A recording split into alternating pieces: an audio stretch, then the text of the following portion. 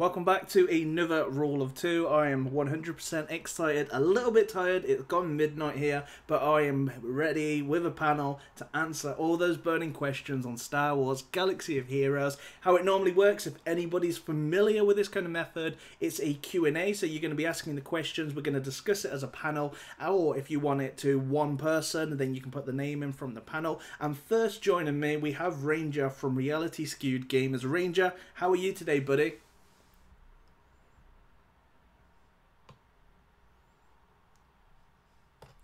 Are you there, Ranger?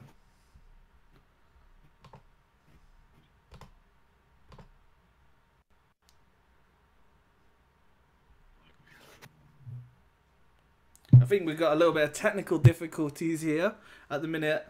Hopefully that's worked. Can anybody hear me now? Oh no, everything's crashing on my side. But we're going to continue the show anyway until we can get this sorted. But how is everyone doing today? You know, all the viewers, I'm excited to bring this back. And hopefully, you know, this is going to get sorted in a second. I don't actually have anyone else that can fix the technical difficulties that I'm going through at the moment. But let's see if I can get this fixed. Give me 2 seconds.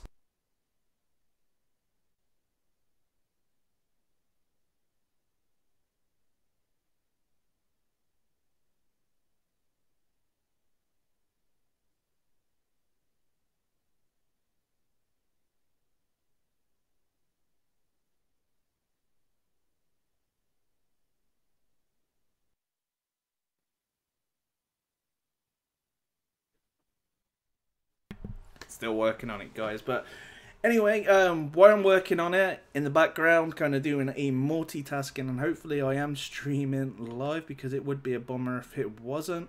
And I'm just going to check that right now.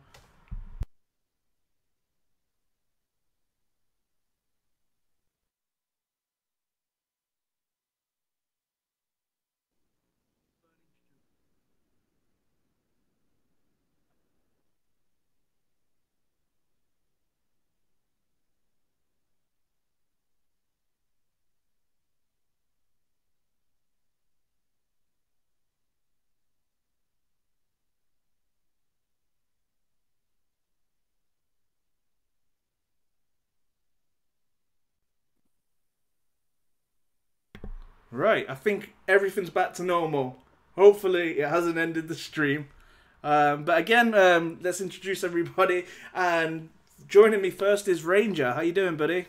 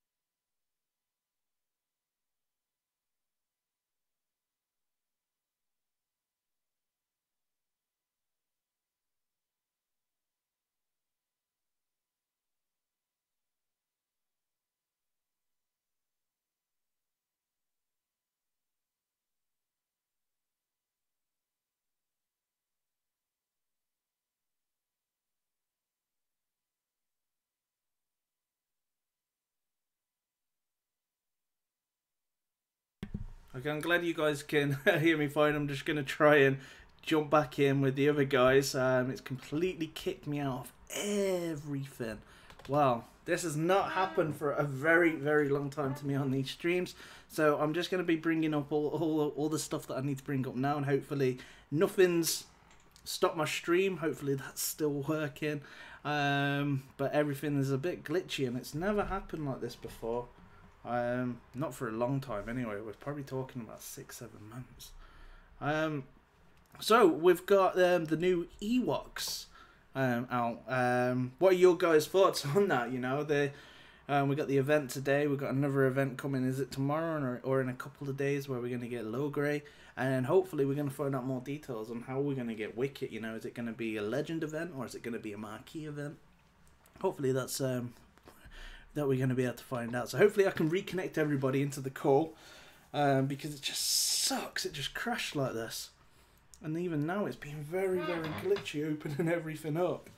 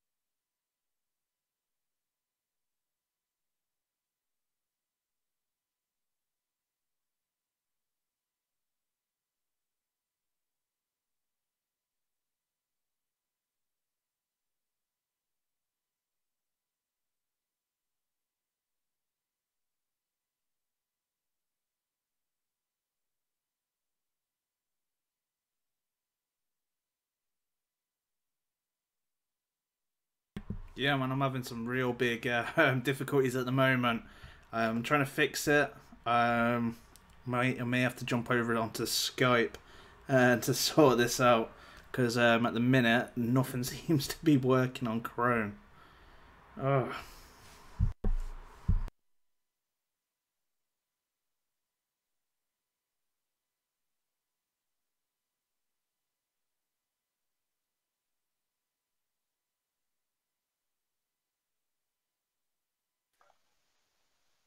Hey, you guys are there?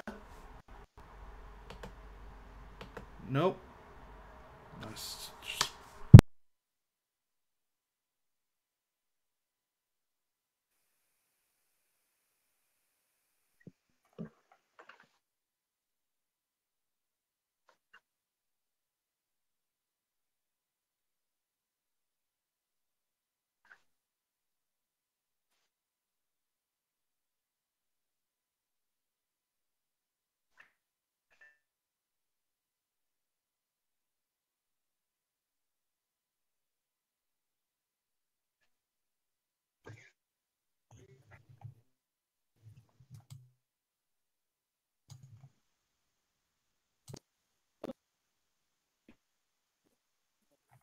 Right, guys, if you can hear me, I'm going to try and open up Skype and do it that way.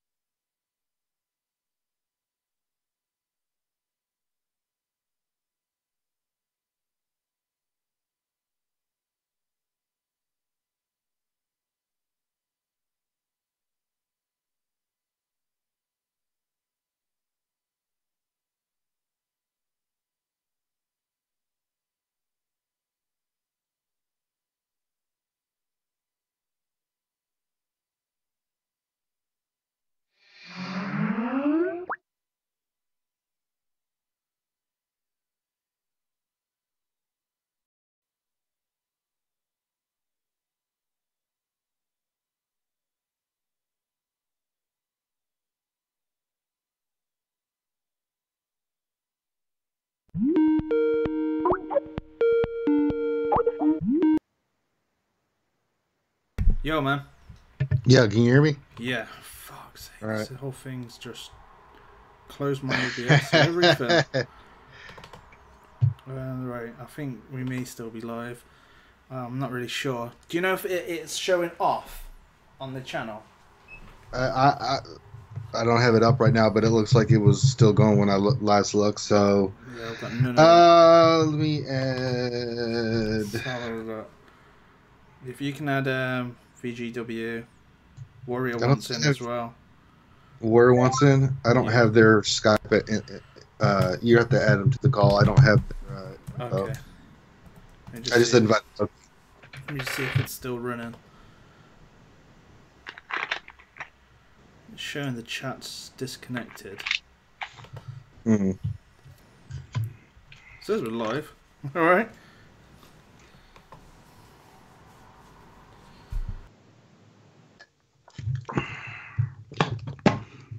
And I still love technology. Yeah, I think it's working, right? So I think we're back. It looks like it's all still showing on there. I just need to connect the chat back. Are you able to look at some of the questions, Ranger? And I'm going to get. I'm not in position to, but I can try. Let me see if I can. Yeah, it's going to be. I need to get VGW in here. Warrior needs to come in here. I need to sort out the whole OBS because now it's showing that all my chat's disconnected.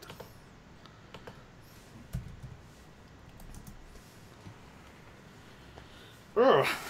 Technical difficulties, eh, guys? So anyway, why are we doing that and why are we getting into all that? So first with me, we've got Ranger. Ranger's from Reality's Good Gamers, but how you doing today, buddy? I'm doing good. I'm just trying to help you out with this technical BS. Yeah, definitely. It's never happened. I'm never using Hangouts again. You know what? I thought, I'm going to use Hangouts today. It's not Hangouts as so much as it's Chrome. Chrome is the big. That's why we went to Hangouts for our streaming purposes. I can't remember. I remember reading. I was like, okay, Chrome is a no go. So, especially when you're using OBS and other systems, it just does not want to work together. It's a nightmare. Skype is the better route to go. Oh, definitely. Let's see here. Okay, I've got the chat open. Probably missed some questions. Yeah, I need to sort that as well. Get that fixed. VGW needs a Skype invite. So does Warrior. I got Loki in here. Loki, you in here? Loki, say something. Say something, brother. Something. There you are. Quit being all silent. I'm looking at questions right now. I'm typing. I'm in the room, so. Okay, sweet. I'm just going to add VGW, and then I'll sort out the whole chat thing on here. And then we should be good to go.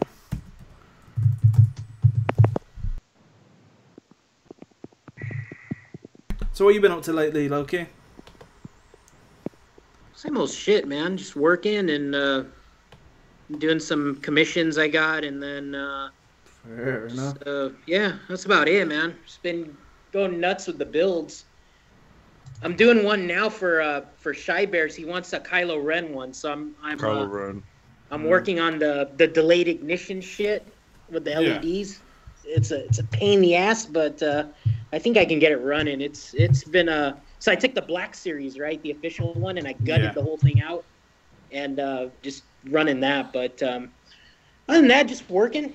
You know, I'm sitting here in a conference room right now. Everybody thinks I'm in a meeting, so got the phone in front of me. ETW, but it's, if you can hear me, send me your Skype info.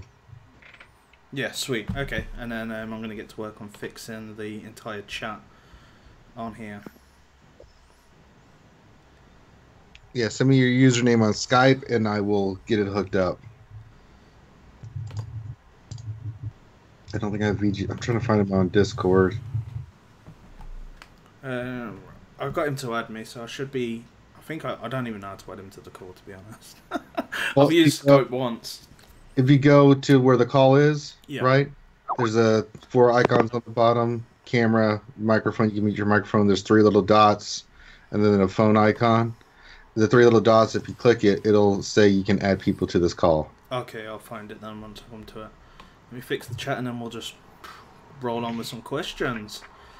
So while we're on this technical difficulties, hopefully you guys have been putting your questions in there because we will get to them and then we'll start working down on them. If you haven't already, then make sure that you do. Alright, so the stream health is fine, so it's just this here. So I'm going to do that. Literally, there we go.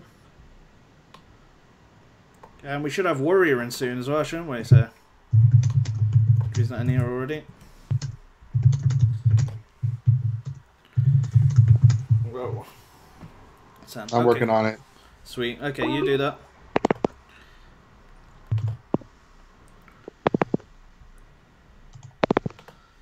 So they can hear us right now, or no? I believe they can, or they should be able to. Yeah. I hope they can. Everything's just going slow. Hopefully this doesn't crash now. I'm not going to be happy. I won't be happy. I don't like sand. It's rough. It's coarse. So you said how to add someone to the call, yeah?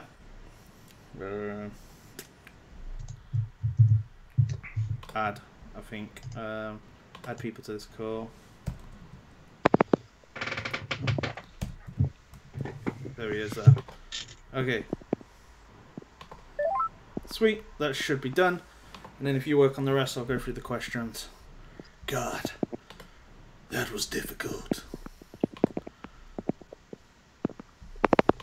Right, so let's start from the top, and we're just going to go with the introduction again, because it all got a little bit messed up, and I feel sorry for the guys that actually watch this after we stream, because, whoo, that's, you know, you're going to have to go 20 minutes of going through stuff. So, welcome back to another episode of the Rule of Two. In the Rule of Two, we answer your questions, we give you an answer, we discuss it with the panel, and we've got today with us, we've got Ranger from Reality Scoot Gamers, we've got Solo Key, the lightsaber Jedi Sith Lord, and we've also got Virtual Gaming World with us, and Warrior should be also joining us. Yeah. There's that Warrior. Hey Warrior, how you doing? All right, got him. How you guys doing?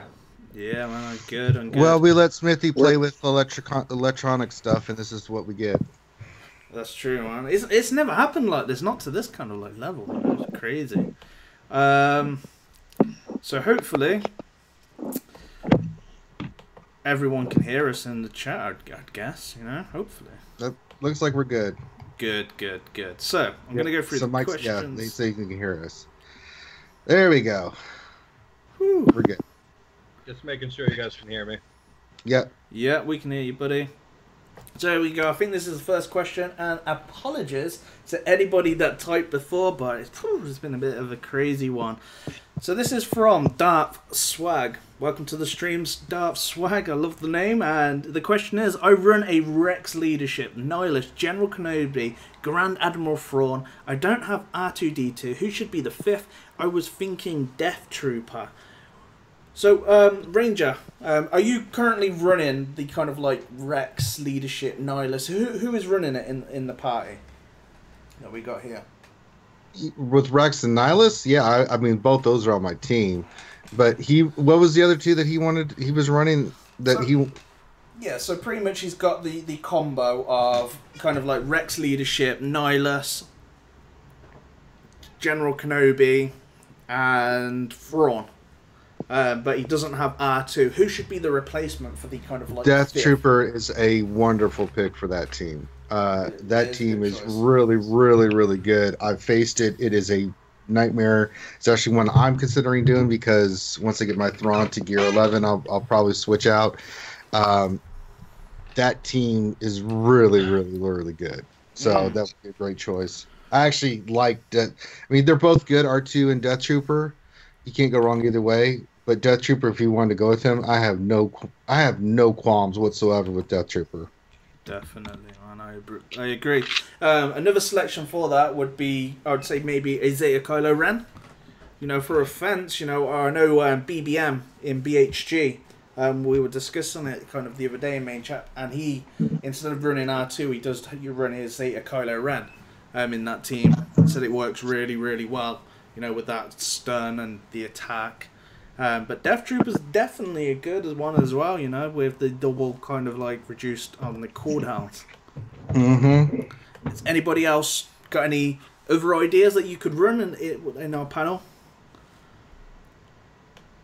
Loki here. So I ran a similar team. Instead of R2D2 or instead of Death Trooper, I either ran a First Order Stormtrooper with a Zeta on it, or I ran Sith Assassin in that fifth spot. So the First Order Stormtrooper, totally overlooked. I mean, I went for the First Order and Zeta them, and turned out they didn't work well in Arena. But the First Order Stormtrooper, for some reason, he just works really well with his Zeta, because he calls a bunch of assists when he uses any of his abilities. So his basic ability, his taunt ability, you know, he's got a counter chance. He's got a dispel. He's got a dispel on his. He's got a cleanse, and he has a dispel on his basic when he has advantage. And then his taunt special ability also grants the whole team 25% turn meter. So if you're running a Rex lead with a Grand Admiral Thrawn, and then you put First Order Stormtrooper in there, you got 3 tunes there that give each other turn meter, which is just unheard of. And kind of what I was experiencing, and what my other shardmates were experiencing, was my Thrawn would go first. He would give Rex the turn meter swap. Rex would then cleanse, because everybody's got Darth Nihilus, so Darth Nihilus is going to debuff one of your tunes right away, so that kicks off Rex's tenacity up and turn meter. And then somewhere down the line, First Order Stormtrooper would taunt and then give everybody turn meter again. So kind of the same mechanic with Sith Assassin. So she gives turn meter to only the Sith, but again, if you got Thrawn in there, so Thrawn's either going to give the turn meter swap to Sith Assassin or Rex, and then it's going to speed up your Nihilus. I mean, that's really what you want to do. So those would be 2 other options I would look into. Nice. Well said, man. That's definitely worth looking into. It's very interesting indeed. The next question we've got is from Aaron Parker. And this is one that I've thought about. This is a question that I think about sometimes daily. Is the Thrawn unique Zeta worth it for the arena? Just for some extra verification. Cheers from Australia, lads. Hello, Australia. So, with the unique, what I can remember is it's mainly that it's more of the removal of the turn meter from Fracture. He's going to get the increased tenacity and the counter attack. And also, every time an Empire unit uses a special ability, it reduces Thrawn's turn meter. I think it's 15%. So, Warrior, what is your thoughts? Do you think it's worth it, or do you think that there could be potentially other better investments, just depending really what team you're building? I think if you're going to use Thrawn, that is definitely worth it. I know there are other zetas in the game that are potentially worth more. I mean, it depends on what your goals in the game are. If your goal in the game is to do 6 to 10 million in raids, Thrawn might be the case, but it might not be. It may be a Cody that you want to zeta because you're looking at getting 4 to 6 million with a Cody team, something like that. But if you're all about arena, any edge you can get in arena helps. And I personally have his unique zetaed, and I love it. The only thing that I would, I guess, gripe about is the additional tenacity. He had like plus 50% tenacity. The Zeta brings an additional 50% tenacity, so he has 100% tenacity. And I wish they would change that to just tenacity up permanently, because it means nothing. I got 100, plus I have like 40% tenacity on him already, so he's got 140% tenacity. In theory, he should never take a debuff, and yet he gets debuffed almost every single round, which triggers his desire to cleanse himself with his cleanse special, which is fine because it gives protection up and it's a turn meter swap anyway, but it just it's kind of, to me, it's 100% pointless to add that as a benefit. So I wish they would have just changed it to a tenacity up, a permanent tenacity up status effect that can't be spelled. It could be tweaked, but it's still good. Also, I've seen him not counter 100% of the time, even when he's not dazed, not, like any negative status effect that would prevent him from countering. He doesn't have any of that, and yet he still at times won't counter, and it's not stealth, it's not daze, it's nothing like that. Exactly the same thing, and I was wondering, did I see that right? Yeah, so it's inconsistent. There's times when he should be countering and don't, and then there's times when obviously he should be resisting some of the status effects, and he just doesn't. It's as if he has 0 on tenacity. Yeah, definitely. Also, Ranger, are you able to get Turbs in here? Have you got him added on Skype? I do not. I don't know if I have Turbs or not. Let me look. You owe me for this one, buddy. Yeah. He says he's a little bit tipsy, so I guess it'll be funny. He's just come back from an engagement party. Let me see if I have him. I'm trying to remember what his damn name is. So I'm going to throw this question. The next question, I'm going to throw this at Virtual Gaming World. And this is from Victor. So Victor, the question is, I just started running General Kenobi lead with a Zeta Barriss, Nihilus, and a double Zeta R2-D2. For the 5th spot, I'm using Sharut for now. He's going to try Ezra in the 5th. Anyone else he should really consider? He doesn't have Thrawn either, so in the 5th spot. So Thrawn is off the table for now. Okay, so he's got a General Kenobi lead with a Zeras, RZ, DZ, and who? And Sharut. So who's the 5th? Who's the 5th? I got General Kenobi, Zeras, and RZ's DZ. Yeah, so he's in the 5th. He's currently got Sharut. Yeah, but who's the 4th? Well, that is it's Nihilus. Sorry, maybe I don't. Oh, Nihilus. Yeah, okay. And he wants to throw who in? He just asking like really more for who should he put in? Should he put in Ezra? That's for the 5th. I think Ezra is quite a good choice in a General Kenobi lead, especially with a Zeta Barriss. But then, other than that, he just Ezra would be a good choice if you had got Thrawn, because they would match up with General Kenobi.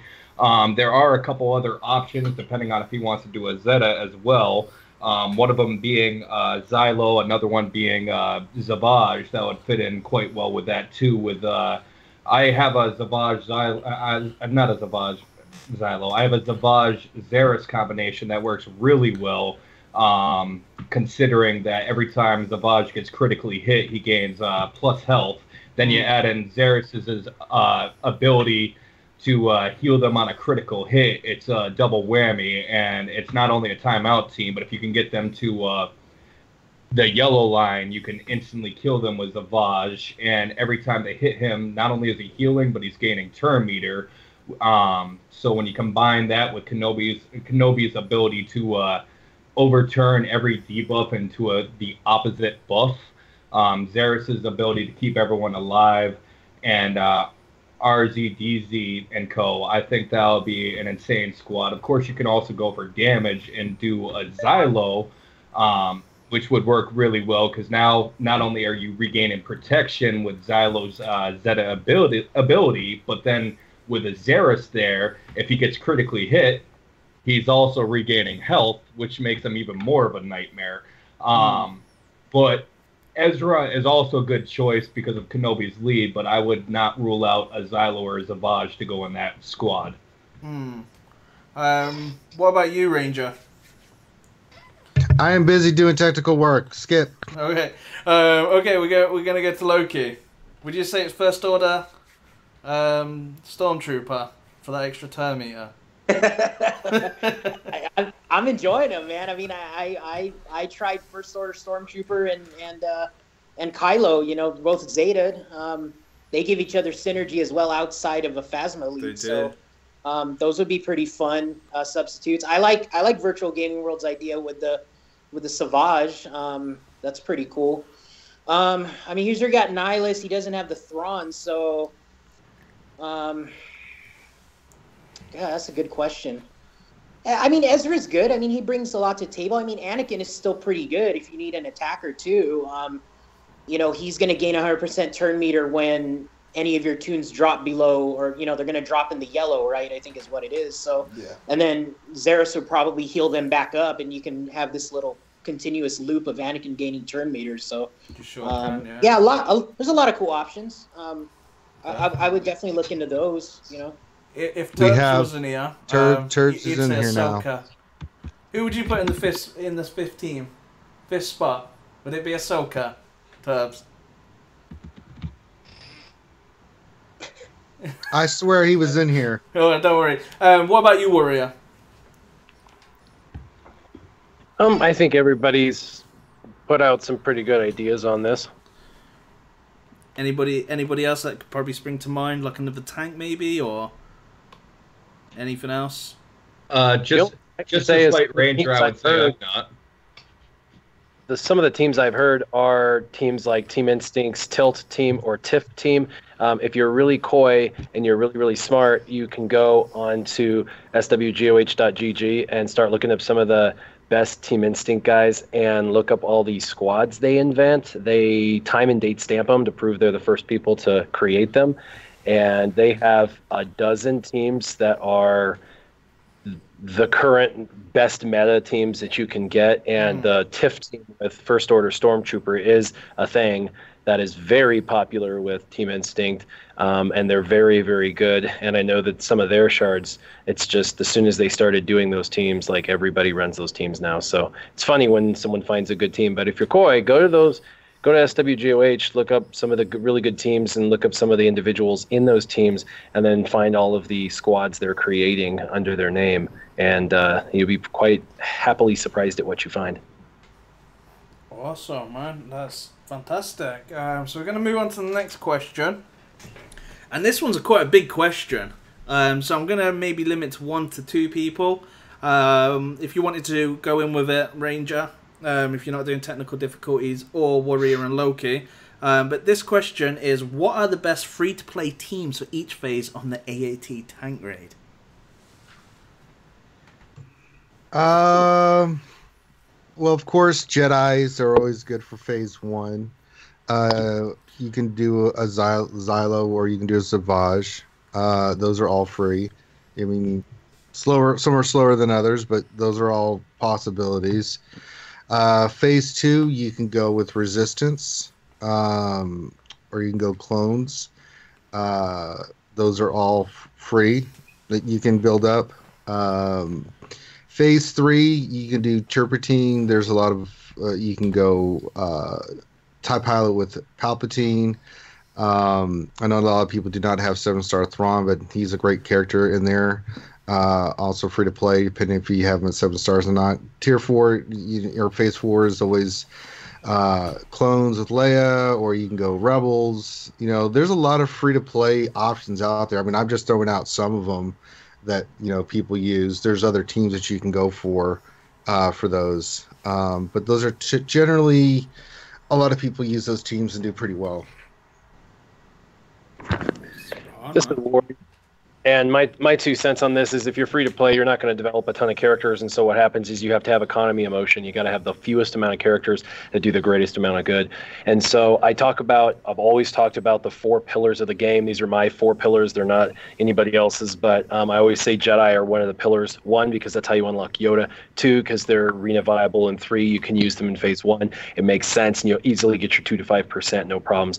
Phase 2 used to be droids. That was one of the 4 pillars of the game. It has been overtaken, in my opinion, by the Sith, and this is why, ever since the Sith rework, they have been more viable in Arena. They've been more viable in Galactic War, and I would actually recommend everybody do a Sith team for Galactic War. It makes it much easier when you can get through 10 or 11 nodes easily with the Sith life gain team under Nihilus. Any stars don't matter for that, so you can use them for there while you're building this team up. And so you can get a Galactic War team and a Phase 2 team. Sith work great in Phase 2. You don't have to have a Rebels team or anything there.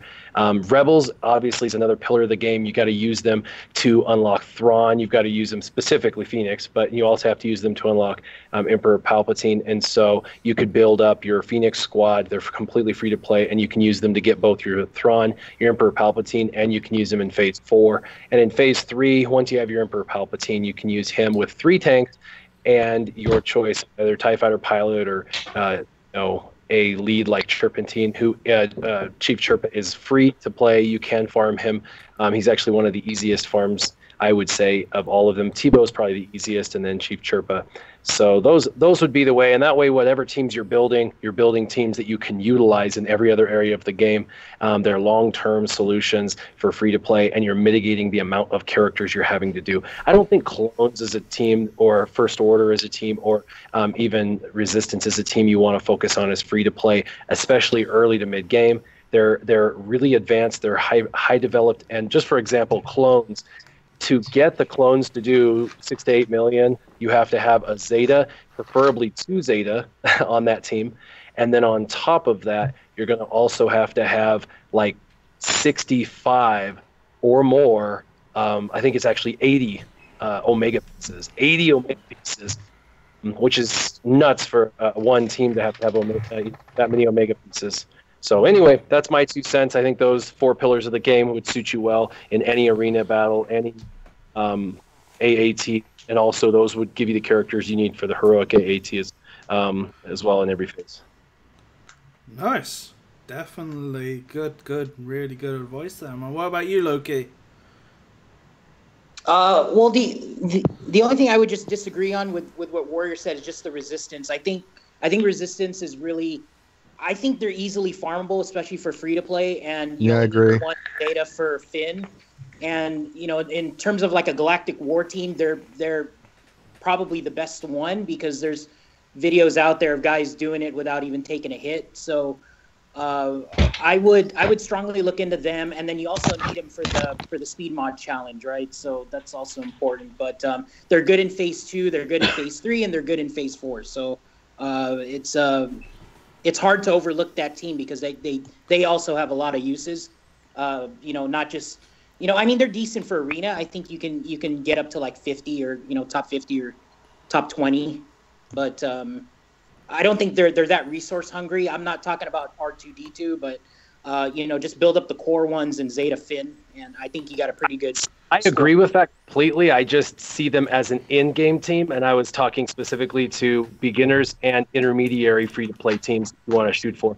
I think someone who's in our shoes would, yes, definitely go for Resistance, but I don't know if you're starting out in the game and you're 4 months in, if that's the team you really should be going for. But, I mean, agree to disagree, I guess, on that one for sure. Well, I think the question is for heroic AAT, right? So if we're looking at, going for heroic AAT, if you're in a guild that's in heroic AAT, I do agree with what you said about the pillars, but then, where do you want to farm that's going to be the easiest if you're free to play to try to do better in heroic AAT? I think that's why Resistance, I agree with Loki, is a really good team. It's easy to farm, and will give you a little bit more flexibility. I wouldn't recommend First Order because that's a different story altogether.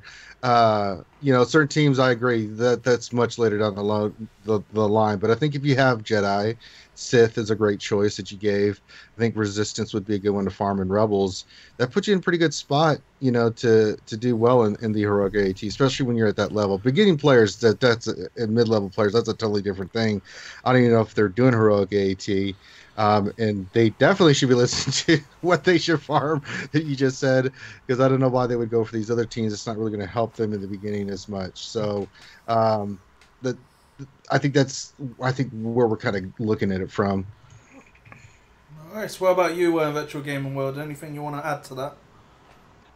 It's pretty much covered for there, but I do agree that the pillars are very strong, and on top of that, the good thing about the pillars that he mentioned was the fact that they're actually viable in multiple game modes and not just the heroic AAT. And if you're newer to the game, it's one thing to farm endgame characters for the AAT specifically, but it's a complete another monster when you're newer to the game and you got to do good in arena, you got to get your galactic war done, you've got to do fleet, all that other stuff. If you don't have certain characters, you're not going to do well and stuff. So if you keep with that core group, you could do well in all phases of the game, and that's going to help you as well in the tank takedown, because the higher, for example, in arena you are, the more crystals you get, the further you can go in galactic war, the more credits you get, so on and so forth. Fair enough, yeah, definitely. The next question we've got, and this is just pretty much which one would you go for, and briefly why, and we'll pass this one around. And this is the two team choices is a Rex, Xylo, Sharut and Baze, and Nihilus, or a Rex, Thrawn, Sharut and Baze, and Nihilus for the arena. We're going to start with Ranger first, and then we'll move back then to Warrior, Loki, then Virtual Gaming World again. Well, I come at it that I use that first team right now for my arena team with Xylo, right? Problem with that team, it's great on offense, but the AI just does so horribly with Kylo Ren on defense. And is why I'm working on getting my Thrawn geared up, because Thrawn is a better piece for that team and just a better piece for arena overall. Not you can debate whether Thrawn or Xylo is a better character, in the game. I think they're both excellent, but for arena, I got to give it to Thrawn. Thrawn just does more. He gives you more flexibility. He's better on defense. So anybody listening, if you're debating between Xylo and Thrawn, I would so push you toward Thrawn.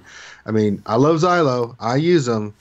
I've used him for a long time, but you're going to get much more bang for your buck with a Thrawn than you are going with a Xylo in arena. Definitely. What about you, Warrior? I think that Xylo is really, really cool. And I think that you're going to get a lot of bang for your buck out of that Zeta.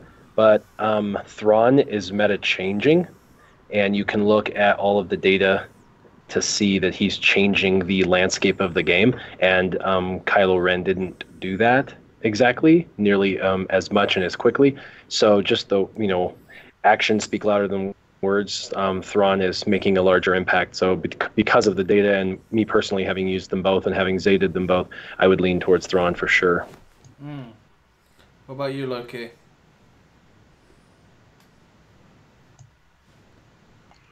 And Loki died. No, I'm here. No, sorry, I was following the chat. No, I agree. I think Thrawn is just fantastic. He's exactly what we had hoped for, especially for the kind of grind we had to do to get him.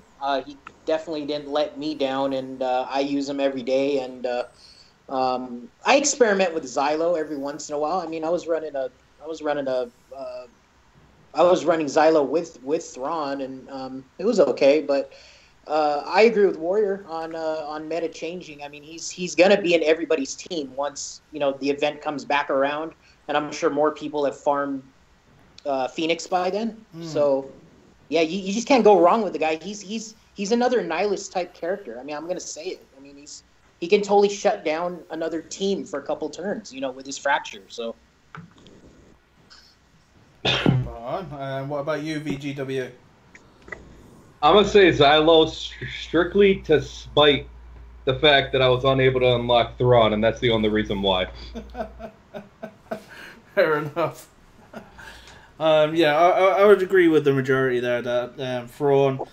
Zyla was great in the arena when there was a lot of Vaders running around, you know, a lot of debuffing teams, you know, like we've got now a mix of Rex and everything, and the fact as well that AI just doesn't do what maybe, you know, there's two sides of Kylo Ren. There's First Order side, and then there's normal side of Kylo Ren that is majority used, you know, and him using his kind of like AoE attack instead of Outrage. To some, you know, if you had a First Order team built around him, then that's great. You want him doing his AoE, but if you don't, then you don't want that. And especially with the Rex leaderships, he's critting for, what, 4k or something on the AoE? Just giving loads of turn meat again. So I think in the arena, you know, he's great for the offense. Defense, he's a liability, I would say. You know, there is definitely more ways than there used to be to handle him. You know, Thrawn can now fracture him. He can, you know, there's lots of ways. He can be ability blocked quite easily by Thrawn, and Thrawn definitely does overpower the aspect of Kylo Ren, and defensively, I would say Thrawn is a better character. Side note, did anyone notice that if anyone's using Kylo Ren, when you're playing against him, that he now uses his outrage on defense? Never used to happen, like, ever, unless he fell under 50% health, and now I'm playing against a couple of guys that have him, and they just didn't let him go because, of course, they did so much investment into him that they're like, screw it, using him whether he works or not.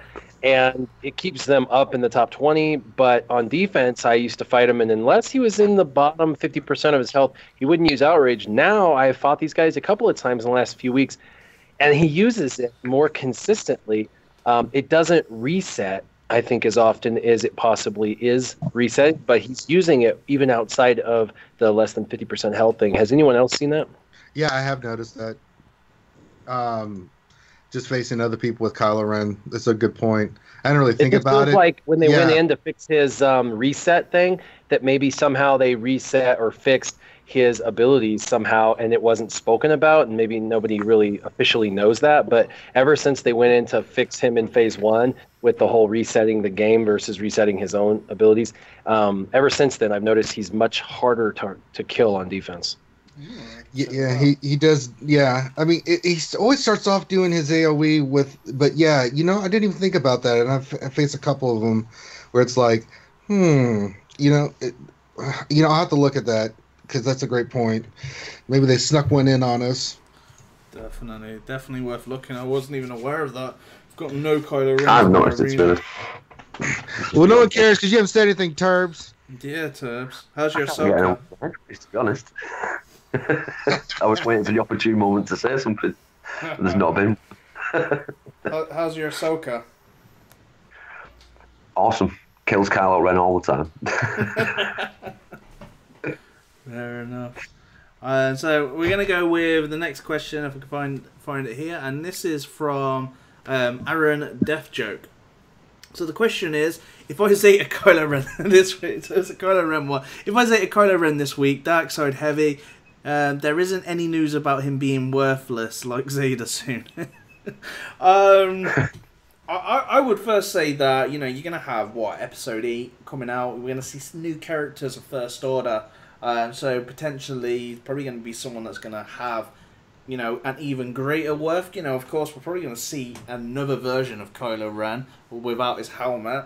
But who knows? You know, you could run two Kylo Rens together. You know, and it's like Kylo Ren, you know, and just, you know, have some mad synergy together. Like an echo. Yeah. Can you imagine that? We'll have two Phasma, two Finns, two Rays. Hey, we're gonna have 3 Han Solos soon. I know. Just the trio, the 3 amigos. Oh, I'm not looking forward to that. I bet there will be somebody that will run in their arena team 3 Han Solos. You know, and just... Yeah, why not? Yeah, that's it. We're going to have 2 Lukes, 2 Leias. Crazy. Anybody else, you know, want to kind of like put any info or anything that you think is Kylo Ren going to be useless soon, or, you know... What do you reckon? Well, he's not worthless. He's got his uses. I just think for Arena, his stock has dropped a little bit. You know, I mean, with the introduction of R2 and Thrawn. I mean, he's still a great piece to have in your team. He does really well in arena. I mean, I'm not saying you can't use him. You know, I mean, the question was designed between Thrawn and Kylo, but let's say you don't have a Thrawn, or he's only, you know, and you want to go with Zylo. That's still a great choice. Just realize you're gonna most likely drop some spots because defensively he's just it's just not the same as what a Thrawn does. Yeah, I've got to agree with Ranger. I never bought into Kylo. Never zated him. I never thought of doing it P1. And I've faced him. There's a few on my arena, and I've never had a problem with him. They're slightly annoying, but it's like I say, when you compare it to Thrawn, it's just completely different. Yeah. I think he's had his day, I think, now, Kylo. But again, might get a rework, like you say, with a new movie. You never know. Or you might get a second one, like you say. We shall see. Yeah, definitely. There's definitely going to be some lot of First Order, so he's got the First Order tag. That's all he needs, really, isn't it? You know, if they could make him even more powered than what he is currently.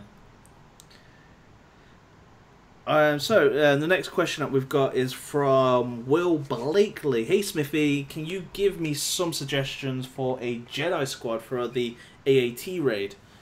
So firstly, with that, you know, it's always going to be the Zeta Qui-Gon Jinn is probably going to be the top, in my opinion. For the AAT, you know, you're going to get the work for the arena. We're putting a Zeta on Qui-Gon Jinn. You've got your Anakin, your Ezra there. You're kind of like damage dealers. You've got Ayla, Imagondai. So building the team is you build first the leadership with that kind of like foresight, and then you put like Anakin, Ezra behind it, you know, and in the team with Imagondai. There's lots and lots of options. You know, you want to go for the high kind of like damage, and pretty much everything will take care of itself on that side of things because you've got the foresight. Even though the tank can hit through the foresight, I don't think the actual guns can, the turrets. So every time you knock a turret off, you're going to be getting the foresight again. It's quick, gives you a good speed boost, and we all know for the kind of like heroic AAT, for phase 2 and 4, it's just outspeeding. Is it 232? Is it 231 that the tank takes a turn? Does anybody know off the panel? So you have to put your team at 232. Top of my head, I don't know. There's that number. Phase 3? I thought that was phase 3. I thought it was a little bit lower because I know the aim for Cody, or Zodi should I say, was always 220, wasn't it? Which is faster than the tank. So I thought the other phases were slower. I know 232 is the magic number for the rocket trooper in phase 3. Yes, I agree with that. I think the actual tank is low. Like 54 is like the other magic number. Yeah, I know, because you need to have your maul faster than 160 to get the daisies. So yeah. Yeah. So so you're gonna get the Qui-Gon Jinn lead with the extra speed, and then other than that, you've got your Anakin lead. I think is quite well. What do you reckon, Warrior? You there, Warrior? Sorry, I'm busy really quick. Go ahead and pass. Okay, what about you, VGW? If you can't do a Zeta Qui-Gon Jinn and stuff, and if you don't have Imagondai, another lead, I mean, you can alternate between Kenobi for his defense or Jedi Knight Anakin for the offense. But really, to get your 2% that you need to get done in that phase 1, it's only like, what is it? Isn't it like 600,000 or something like that? Or it might actually be less than that. So if you can get, oh yeah, that's right. I completely forgot. That's how low it was. But it really doesn't take that much. So if you're running a Jedi squad and stuff, and you're just trying to build something, then you could use a Jedi Knight Anakin or a General Kenobi lead with, for example, Ayla Secura and someone else along those lines for the counters. Plus, on top of that, they'll rebuild their health and all that other stuff. But, for experienced ones, I would definitely go Qui-Gon Jinn Zeta. Use them in the arena as well, isn't it? To be honest, starting off at the AAT raid, Alien lead or Yoda lead isn't too bad with the tenacity boost, because that gives you turn meter and I forget what the other one does. But because obviously GG, if you get the tenacity up enough, when they dodge a debuff, it gives you turn meter or dodge. I can't remember. But especially starting off on the early ones, if you're going to do a Jedi squad in the P1, if you've not got any better leader, like say Jedi Anakin, Alia or Yoda is actually a viable leader, just to get that 2%. Oh yeah. In the early days, like we said. Yeah. Then all you need is really a daze on the B2, really, isn't it? Daze it, let them put all these debuffs, or try to, when you've got the tenacity up. Turn me, Lots of it. And not to mention, Ayla actually has something with tenacity up too, so you know I'd call her Yoda light. So we're gonna go on to the next question. Let's have a look. So this is from Paul. The question: I've already zeted number crunch on R2D2. Should I zeta the other one? Is it combat analysis? I believe it is, where it dispels all debuffs on a critical hit. Is it worth it for the arena? Yes. If you're running light side, yes. Yeah. Yes. Definitely. Yeah, I personally like that one better than number crunch. That's just me. If you had one Zeta and you had a choice to do one first, I'd do number crunch first, but you definitely do both. Especially if you're running a team like mine where it's Rebels or whatever. Having that debuff when you do a crit is just amazing, because there's so many dark squads out there and Nihilus and this and that throw the debuffs out. Just cleansing yourself just by attacking it just makes a huge difference. It's definitely worth it. But number crunch first, if you ask me. But yeah, do both. Yeah, and we got the next one, and I do apologise that I can't pronounce your name. I'll try, but it's Fresu, maybe. But I'm really bad at sometimes reading, so that's my fault. But Zeta Thrawn unique or Nihilus unique? We'll start with Loki on this one. Which one would you do first? Shoot. So if this is for arena, I mean, everybody's using Rex now. So I'm kind of like on the fence. I got them both Zeta, but I'm finding that if I didn't Zeta my Nihilus, then maybe it wouldn't trigger the Rex squads to do the tenacity up so fast. So, I mean, at this point, like as of today, I would probably say do Thrawn first and then go Nihilus. That's my opinion. Nihilus is the Nihilus Zeta though also breaks the Thrawn lead or Thrawn himself as well, with the whole breaks it, doesn't it? It just makes him not fracture straight away and do some crazy stuff. Especially his lead, it's quite funny to watch. It's like do do do do do do do do, and they're just like cleansing themselves. What about you, Turbs? Say again, Smithie. What was the question? Would you do Zeta Thrawn or Zeta Nihilus first, or? Thrawn. I have got Zeta both. I did Nihilus first. It was great, but if you had the choice between the two, Zeta Nihilus first. Sorry, Zeta Thrawn first. Okay, I got another question for you. If it was out of Thrawn, Nihilus, or Ahsoka, which one would it be? I was going to say, I'm guessing Ahsoka.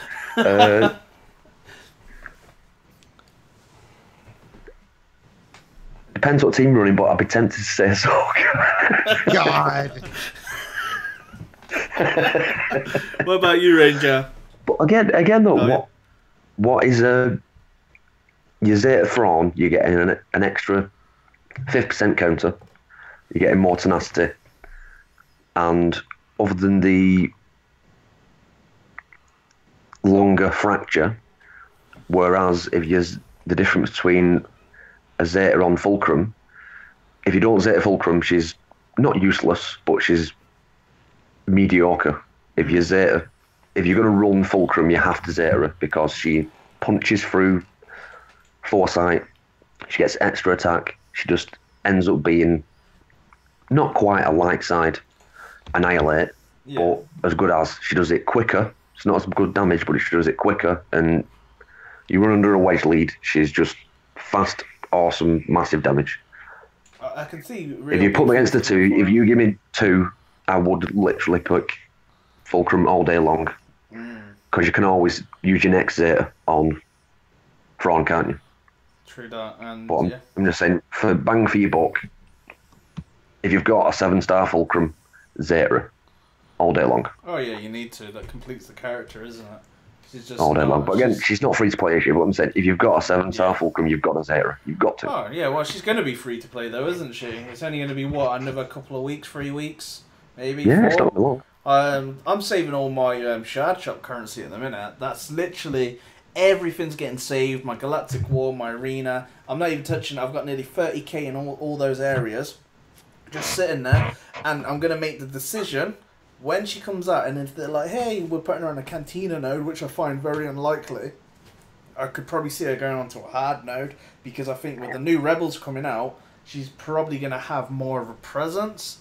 You know, that, you know, and especially when she's more, you know, across the nodes and people can farm her, or she's in the shard shop, then you're going to see her pop up in the arena. At the minute, she's quite kind of like exclusive, you know, and with the teams, I think she needs that right team, like a Rebel team, because at the minute, you know, what she works great with Rebels is like Cassian, isn't it? And Cassian works great with K2SO, and you got your Sharut and Beige, and you need a wedge lead. Imagine if Commander Luke had what Wedge has got, but better as a leadership. Boom. Yeah, and adds buffs. As long as you get that magic, I've been trying to count. I think it's if you get 7 buffs above her when she does a second skill before she does a whirlwind. Yeah. You can, depending on how much defense and how much what mods they've got on the other character, you can almost one-shot them. It's very, very good. I was a bit surprised at whether they overhyped, so when she come out, everybody was saying she's underwhelming. She's underwhelming. But she's grown on me so much. She's grown on me so much. Data mine, man, but I haven't pulled the trigger yet. Just haven't done it. That's probably why you think she's underwhelming. No, because I mean, there's like 4 of them in my shard, and they're horrible, man. Like the AI just doesn't do the, you know, she doesn't steal the buffs when there's a lot of buffs. Like, when I fight her, she steals like 3 buffs, and that's it. And then, you know, she doesn't do the big 11 buffs, right? Like, I want to see that, right? And I mean, it could be the teams too, right? Because I mean, the triple cleanse doesn't, you know, some people are running modified triple cleanse now. Like Smithie did a video, right, where, you know, you don't have the Baze or Trude anymore, and that team, you know, somebody running it with like Ahsoka or something, they just don't have a lot of buffs. Yeah. And then when she pops the buff, she only has like 5. You know, it's just. I don't know. Yeah, I agree.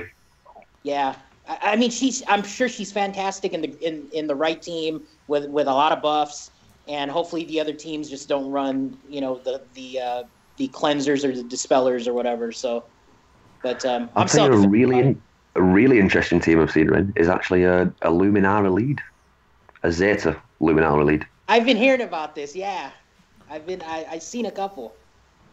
And she pops loads of buffs. So, to be honest, when you actually throw Fulcrum's second skill in, she doesn't actually gain that many buffs because she's already got about 8 or 9 above her head anyway from Luminara's lead.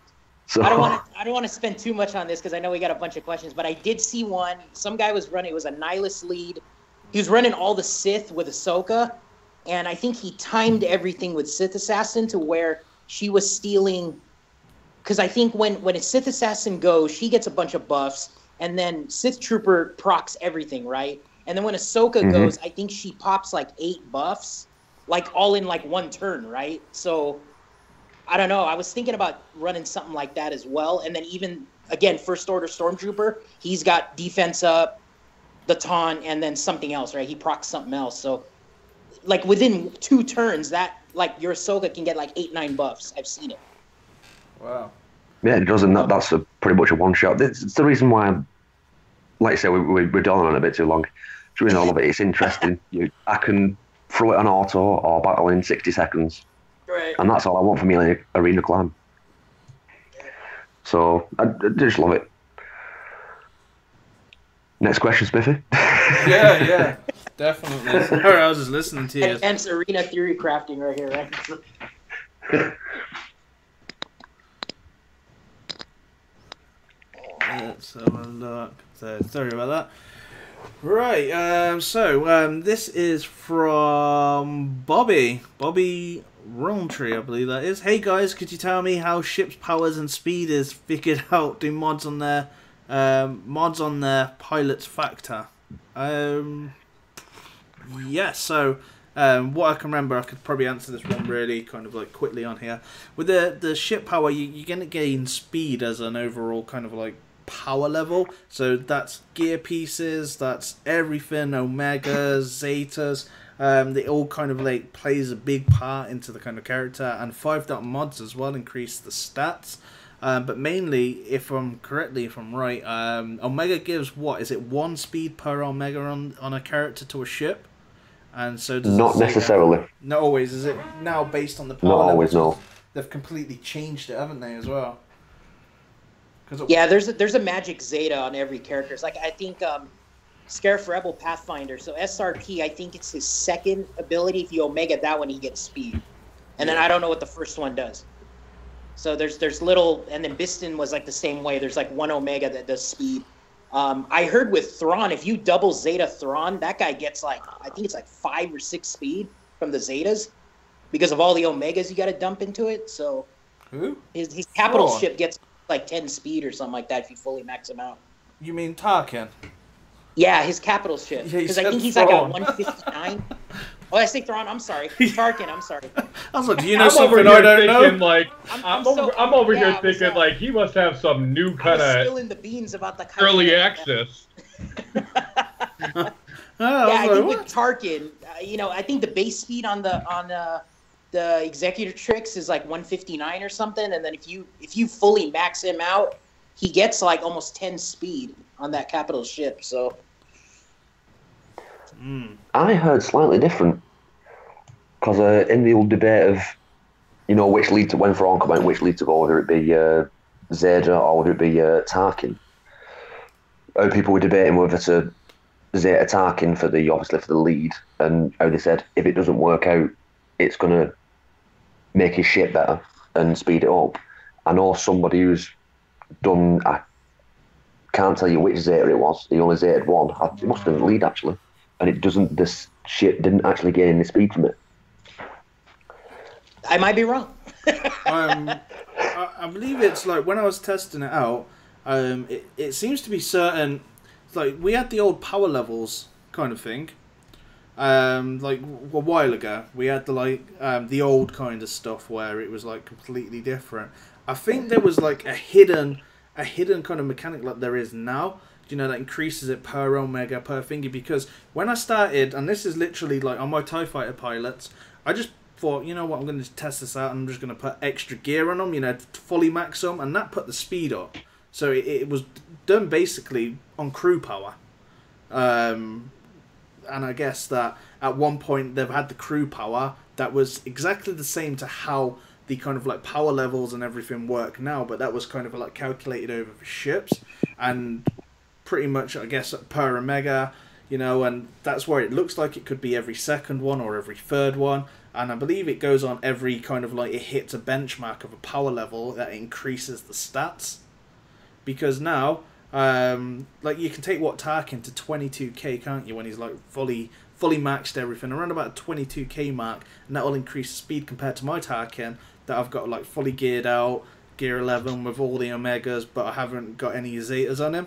So and then you may be thinking along the lines of how like with speed mods, how it only rounds. It doesn't round up. Say if you've got 149 speed and you have your speed mods, it's only going to be your 14 speed. But if you've got 150, then it gives you 15 speed. Are you talking like the power level's only at a certain level? It's not going to give you that 1 extra speed.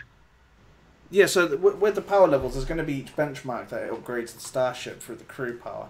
It's something definitely that needs to be really like looked into, but what I've seen from it when I was testing it with the TIE Fighter pilot is even when I was putting gear 11 gear on him, so he's already at gear 11 and it's increasing his power, which is his crew power that's then getting calculated over with his ship power, it was increasing his speed. I think my TIE pilot got to him pretty rapid, like fast, really fast kind of thing, and that was all gear, and he was actually slower. I already had all the Omegas on him, and he was like, I was looking at him and I was like, oh, why isn't he as fast as this guy. Why is this guy always going first, kind of thing. Then I'll just put all the gear on him, increased his character power level, and increased his speed. I do actually remember that specific wording as well, to be honest. It's the crew power that adds to the stats of the ship. That's why, like you said, it doesn't matter about the secondary or primary stats of the mod. It's just the fact that it's 5-star. Yeah, and that would be the same with More the often than Omegas, not. where we didn't see before, you know, like behind the scenes, but it was actually, it must have added crew power to increase it, because it's hit that next benchmark. Well, we just seen it as the gear and the kind of like mods on one side on the old kind of way, and when we Omega'd it still stayed at the same power level, where now it goes up, but it makes no difference to ships, because I think that was already implemented when ships came out, but we just couldn't see it, if that makes sense. It was already calculating extra to the crew power. That might be an interesting thing to try. How we have sorry, excuse me. How we have, how we say, only put the useless pilots like Akbar, for example, the ones that you're only going to put crappy 5-dot mods on. Maybe put full protection mods on, because that is going to put his Oh no, that crew won't power change up, isn't it? No. They've changed it Why now, not? so you only get, I think, 1k power level for the mods being on the character. And that's always how it's been with the Right. starships. It was before where it was kind of variable, where everyone could have a different power level with, if they put more protection on or whatever to the character to make it like more tankier, then they're more. Now it's a set amount that you get, and that's what you always got for the ships as well. So it then kind of feeds through to exactly the same as how this crew power worked for the ships. That So was it could my have worked. interpretation. Yeah, so that was my interpretation of it, because the mods were always set. When I did tests before, the 5-dot mods all didn't change the stats if I went with OP mods or anything like that on the actual pilots and gave them like an extra 100-odd speed, compared to if I just put really bad 5-dot mods that were really basic, had nothing that's going to benefit it. Like if I just put load of defense on it with the 5-dot, as long as they were 5-dot, fully enhanced, then the power levels would stay the same. It's only if you then started taking off the mods, if they were like 4-dot, then it then reduces it. And it's the same now. If you go away and check your characters, put the mods on, the actual power level from the character, I believe it's 1k, 1000 power level that you get from a full set of mods, and you can change them however you want. You're still going to get 1k, and that's where I think this is going to play into the new game mode, because everybody, if they've all fully maxed their, say, their characters, like a Maul, for example, everybody's going to have the same power level if he's fully geared, if he's, you know, fully Omega Zeta'd. Nobody's going to have a different power level. Every single Maul will be the same power level, and I think the reason they've brought that in is because it will feed into the new game mode when we're going into these kind of like total battle power levels and stuff like that. And I think that's where we could see the Gear 12 coming in, maybe playing a big part in it, and just kind of like changing it, because and then you're probably going to then double Zeta characters that have 22k power levels, because they're going to probably be the bee's knees in that kind of like area. Just because they got Zetas. Yeah, that's pretty much. Just because they've got Zetas. So it then brings And we've in... been complaining where the pay-to-play creep's coming from. It's Zetas. Zetas, yeah. Hey, guys, so I did want to confirm. I looked on SWGOH, so, you know, going back to Tarkin's ship, so I don't have my Tarkin Zeta at all. I don't have the 2 Zetas on him. I got everything Omega. I got him at Gear 11 with all the Gear 11 pieces. Yeah. So my ship right now is 162. So it's looking like, based on SWGOH, if you look at the speed of Executrix, the max speed is 169. So definitely you're getting something from those Zetas. You're getting a lot, you know, and that's a lot. It's because of those power levels, because it's 4K, isn't it? Yeah. Isn't it 2K? Getting 7 speed just from those 2 Omegas. My Tarkin's 160 speed, and I've got all the Omegas on him. I've got no Zetas or anything, but my Tarkin himself, let's have a look, I still need three pieces of gear, so that would take him to 162 to what you've got. Correct, yes. So it goes on the actual power levels. So this is how it plays in. It's always been kind of like this, but we just haven't seen it, if that makes sense. We've always thought it's the Omegas, and one Omega gives an extra speed or a Zeta. It's actually the hidden power level that was a crew power, where we can see it now happen because we can see the power levels of the characters, so we can see more of a fluid side of it. Right. Yeah, I mean that's a huge jump, though. I mean that's if you can get your Tarkin fast, right, in ship arena. I mean, you can get that tie. You get the tie strike out quick. I mean, Oh, that's yeah. that's what it is. Yeah, definitely. And Mace hasn't got anything, so Mace is slow. How fast is Akbar? Akbar's the slowest, to be honest, of the three. I thought He's Mace the slowest was. of the three. Oh, Mace is, isn't he? I mean, you kind of want Mace to proc his what is it, his what's the his move ultimate on defense now? thing. Yeah, the so he's everybody's immune to damage before the tie strike happens, right? So Yeah. Cool. When you get loads of target logs, I've actually had that happen twice before I've got my tie attack off. There's a fair few Mace leads on my arena fleet shard. I've actually had that happen twice. But it's good they fixed the tie strike, because it used to be really bad when it wasn't targeting properly. Oh, yeah. You could have one ship left and it still doesn't kill them, but at least it is almost an end game now. Yeah, it's like Annihilate, isn't it? It's just like pretty much takes everything out. I haven't survived one yet. By the time that happens, I survived one the other day, to be honest. I was quite surprised, but you do need somebody who's literally a fresh new reinforcement coming. You got 5s and he hasn't been beat up yet. He can survive the tie strike. I've had that happen before. I had some fac this week. Yeah, just brought him in. I think he got hit once and then he survived. Nice. Yeah. Okay, so we're going to move on to the next question. That was definitely an interesting topic, and for the viewers and everything, that is something definitely that you can take away, test it yourself. I'm going to do some more testing on it, but that's how I believe, from what I've seen so far, kind of thing, is how the whole power levels thing are working, and it was hidden, and now we can see it, kind of thing. So we can see it a little bit better. But we're going to move on to the next question, and this is from Martin. I'm going to throw this over to Ranger, and if Warrior's back, and then get Warrior in and VGW on there. So, can you try and Zeta Krennic lead with Zeta Veers, Zeta Death Trooper, and Stormtrooper / Snow Trooper? What is your thoughts on this? I think that's always the Zetas, honestly. I mean, if you have nothing else to do, I mean, it's a solid team, but for a Zeta ability for that team, I mean, it's not viable really in arena. Somewhat, sorta. Yeah. I mean, heroic. There's just better options for you, so I wouldn't do it. I mean, not for Krennic, and definitely no. I wouldn't do it at all. Yeah, it's just I just don't know. Like, Krennic sounds amazing on paper. It just doesn't really work. What about you, Warrior?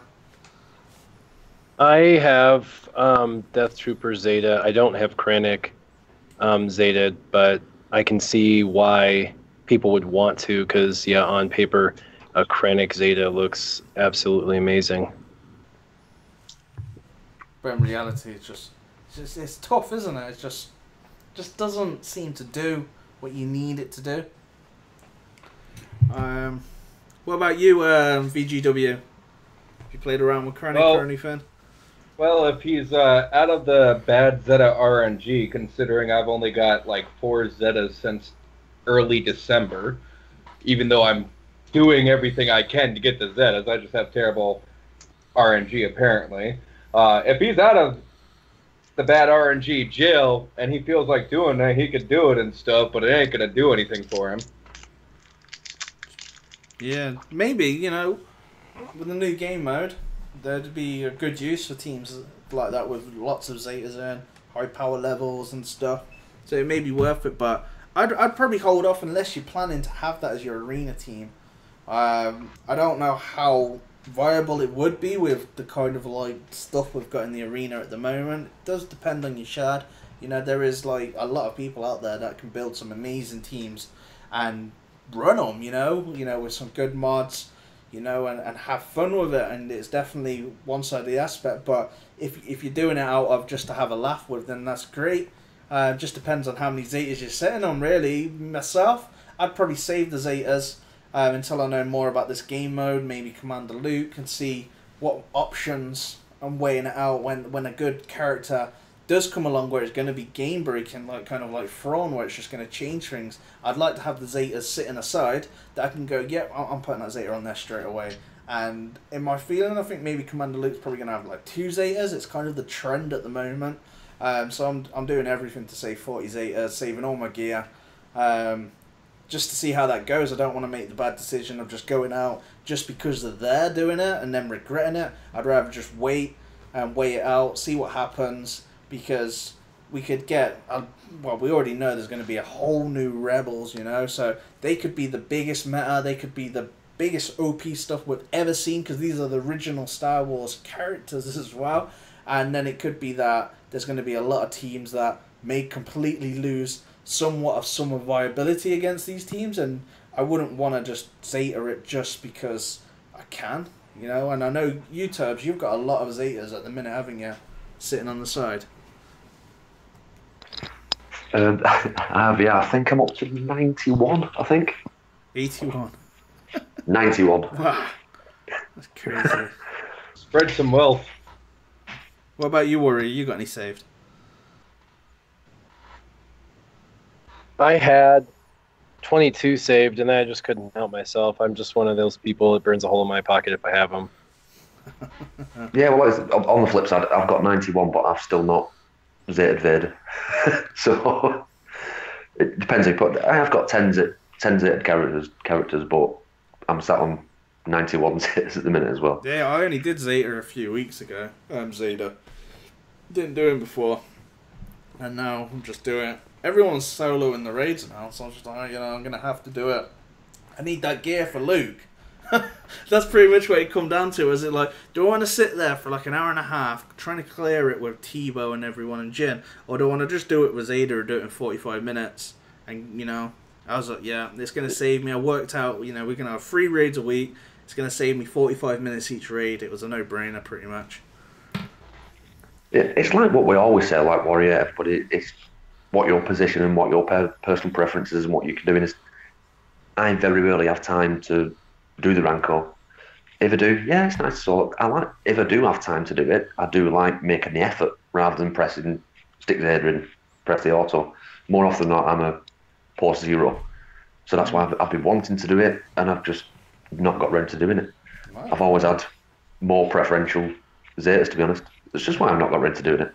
Oh, definitely. But it's like I said, it's just one of those things. It's been wanting to do it, but something's popped up. I was going to pull the trigger, and then Fulcrum come out. So fair enough. So we're going to move on to the next question before Turbs talks to us about is Ahsoka. So we got the next one, and this one's from Ouchie Dumpling.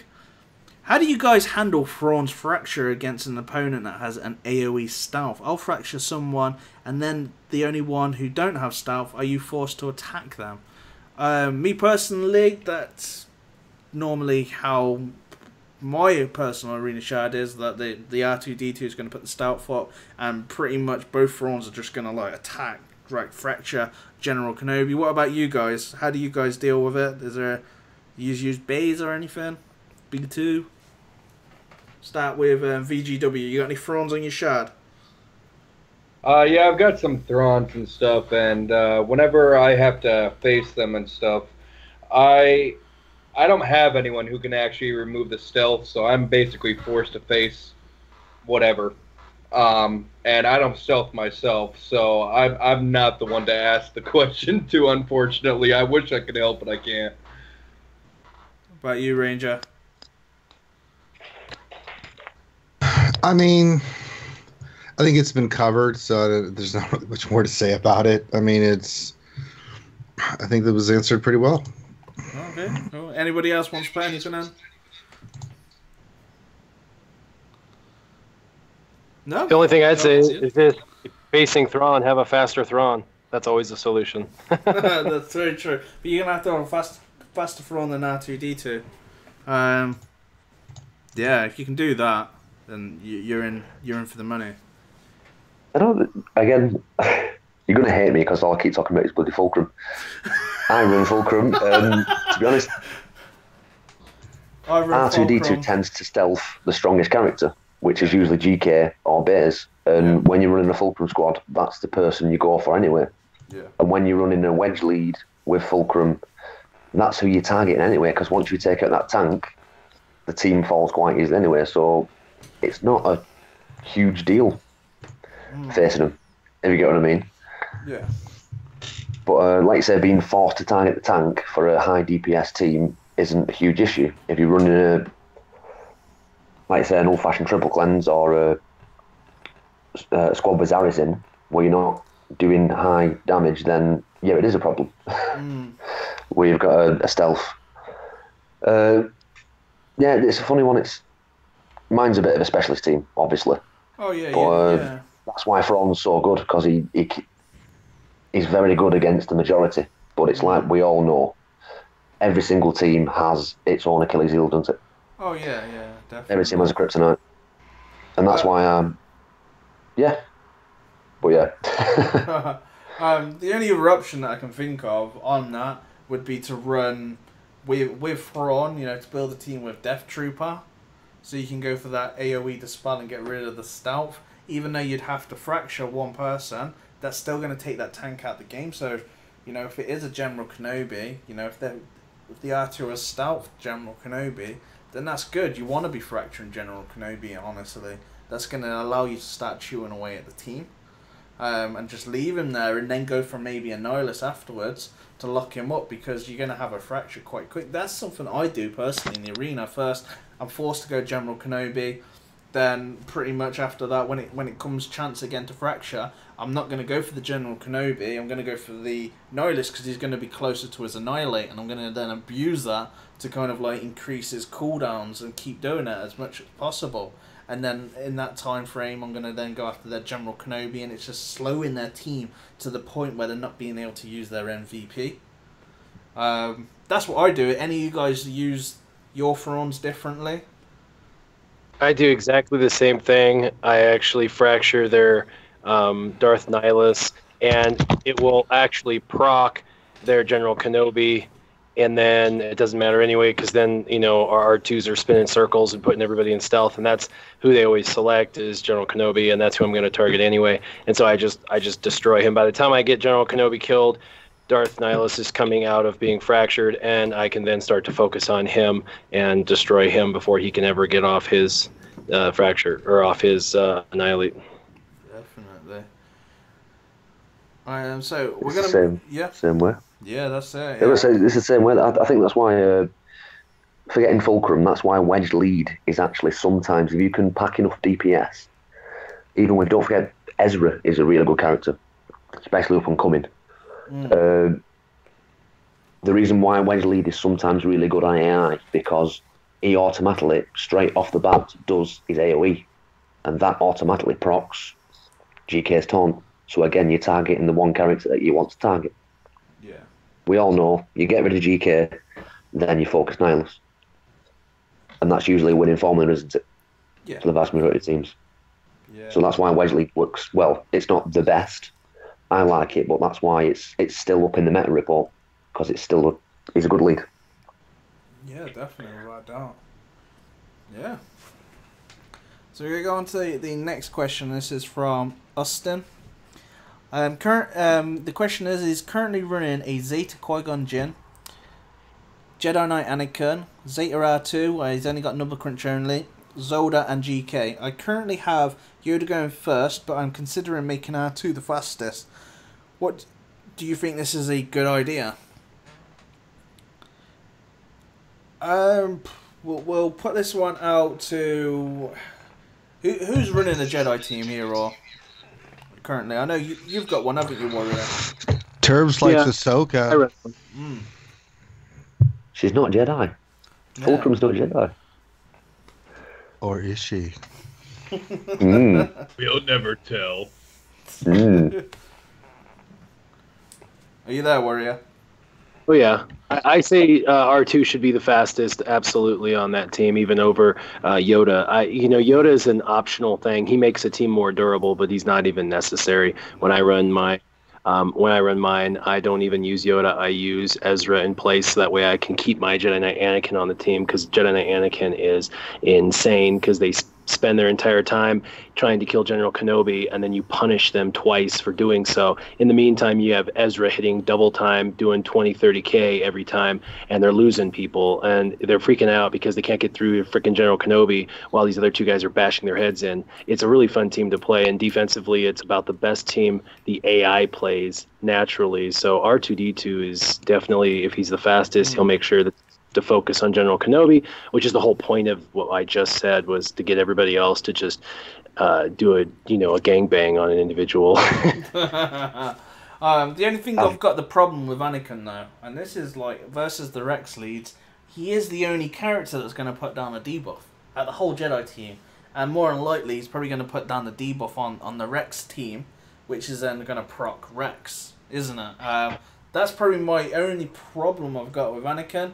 Because essentially, when he's using that buff immunity and stuff like that, especially on defense or even against the Rex kind of thing, it's then proccing thingy where it's not something that you want, and you can slice. I reckon you can slice through Rex leads a lot easier without kind of like Anakin there. Even though Anakin's a great asset to the Jedi team, I think when it comes to that point that it's one person in your whole team that is putting down one debuff, but nobody else on your team puts down any debuffs, if you're running with Ezra and stuff, I think sometimes he can be a liability in that sense. And unless, just all your modding onto critical chance and critical damage and speed, and you have like a 22% potency and never apply any freaking debuff on your basic. Sucks for the raid, but in arena it's amazing because he almost never lands his debuffs, never triggering Rex on the cleanse, and he's still doing, and then that's the way you pack the most damage too, is all of the speed, critical chance damage. So yeah, you can actually mod him to not do what his basic is intended to do for that purpose alone. Yeah, because that's what my one big concern with him, especially against these teams, and I know a lot of people have probably put potency on their Anakins to land buff immunity. Don't do it, because that's how you're going to beat the Rex leads, is just literally not applying any debuffs, especially if your team's not a debuffing team. It'd be different if your entire team does it, but just, yeah, that's one mistake you could make, is consistently putting some debuffs down on those teams, because they live for it. That's what they want, and the AI will not use the cleanse and the term eater up and stuff if there's no debuffs present. You can probably just power through them a lot easier. Any other thoughts on the panel? Yeah, I've got to agree, especially what Warrior and what you said. I don't think there's any point putting potency on Anakin, because I used to try and put stacking potency for P1, to put the buff immunity on GG, and even when you're stacking with potency, it's unreliable anyway. Yeah. But one team I hate facing, especially my squad, is the very well modded Jedi squad. I lose every time. I genuinely do. You get a really good Jedi squad with Ezra, Jedi Anakin, Yoda, no Yoda, no. R2, with Qui-Gon lead. It's a really, really tough form to face, I've got to say. I think it's underrated, to be honest. I think it's underrated. No, yeah, Jedi teams are good. I do like them. I just haven't got around to Zeta and Qui-Gon Jinn yet. I'm going to do it one day, just not today. I think Commander Luke is where I'm at the minute. Mindset, everything. I want him day one. Day one I want him unlocked. Like, I may even just stay up all night till like 8 AM and just like do an all-nighter or something. It's probably a bit crazy that. Maybe I'll just go to bed early or something. I just get up early, yeah, instead of just staying up all night. Yeah. August. Yeah. All I think about at the minute is just Commander Luke. Like, what can his kit be like? Could he do this? Imagine if he could counter fracture. Just stuff like that. So there's a lot of things that go through my head. The next one, let's have a look. And I think this is for you, Turbs. Turbs, create the worst arena team ever and discuss it in the stream. That is the best. That is the best. I don't know what that means. Maybe it's to do with your raid. I think we've already covered it. It's Nixes, isn't it? Yeah. You've already seen it on the stream. Yeah. Night It's the Sisters, worst man. tag team. It's the worst arena team. Full Night Sister squad. Question answered. Grande Patron right now will be crying into his pillow when you just said those words. He loves Night Sisters. Bless his... I used to love Ventress. She was my first 7-star character, but no, they're bad. Well, They're bad. As a synergy squad, bad. Oh, yeah.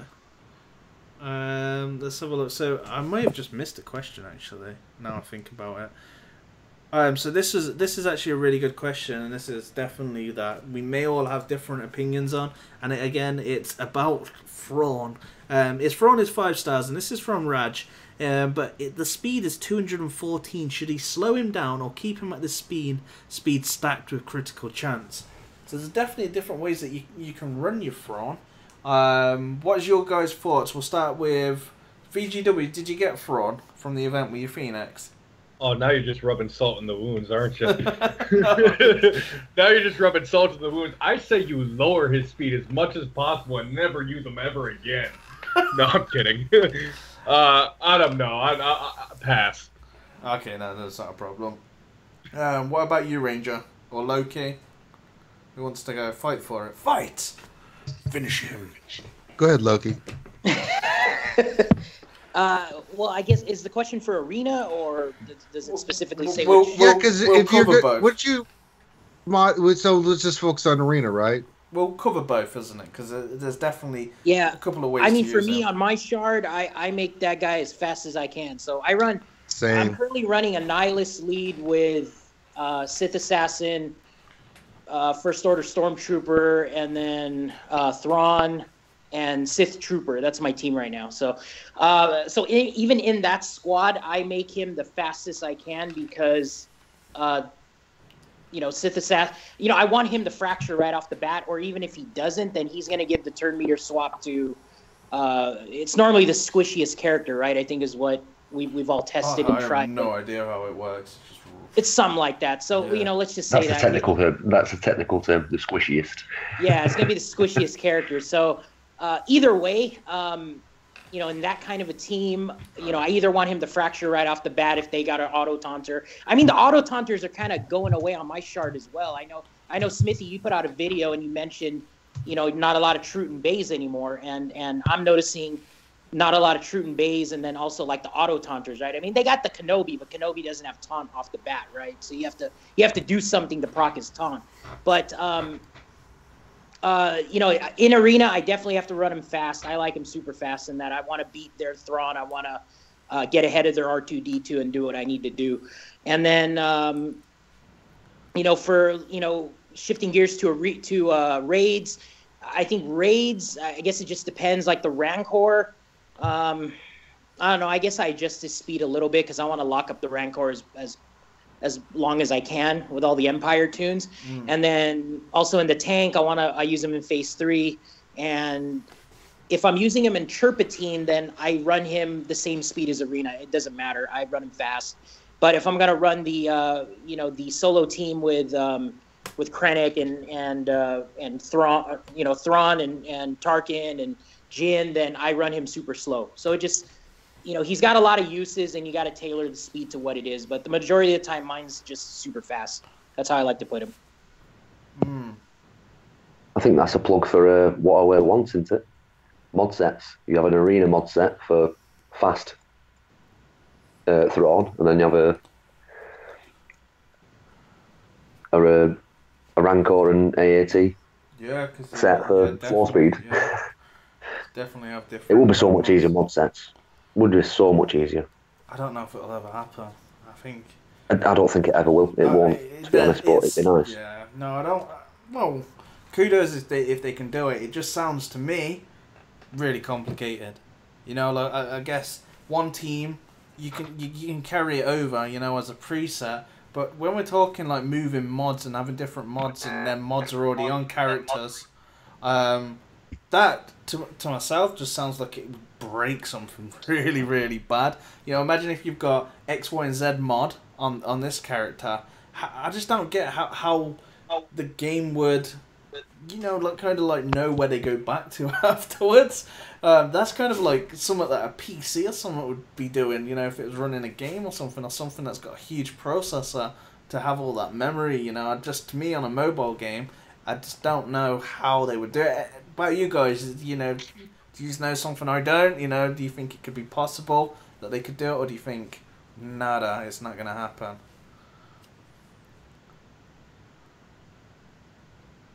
Is that silenced? It's not. Yeah. It's possible, very easily possible.